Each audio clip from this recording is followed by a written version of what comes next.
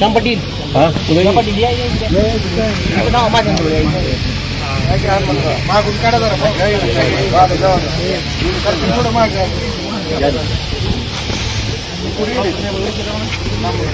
Dada Saheb chairman दाखल chairman का हो दादा साहेब मी आम्ही एक काम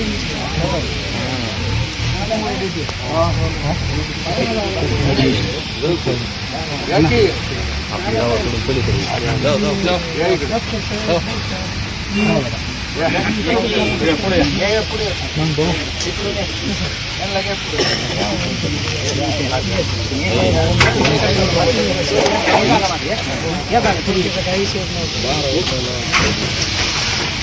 थोडं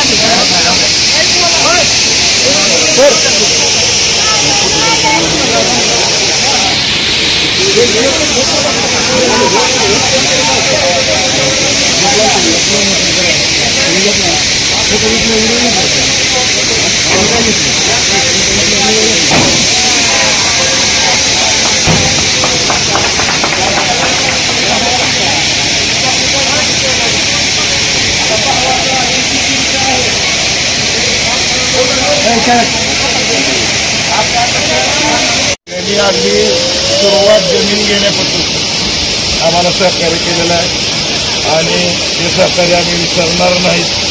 आणि सगळ्यात महत्त्वाचं सांगायचं झालं तर या कारखान्याला सुरुवात करण्यासाठी कारण हनुमंतात त्यांनी फार मोठी मदत केली आहे. आमचं डोक्यात नव्हतं चालू करावं का नाही, चालू होत आहे का नाही, त्याची आम्हाला सारखी येऊ शिकून काळजी करू नका, चालू होतं एकदा केलं की त्या पद्धतीनं आज कारखाना आपला वर्ष दीड वर्षानं पुन्हा सुरू झालेला आहे. मला बऱ्याच या भागातल्या लोकांची फोन होते गावच्या, माझा संपर्क जुनाच आहे, त्यामुळं आमचे शेअर्स घ्या हे घ्या बरेच म्हणायचे. परंतु आपल्याला सगळ्याला परिस्थिती माहिती आहे की ज्यांनी शेअर्स घेतले त्यांचे कारखान्याचं अजून चालू झालेले नाही.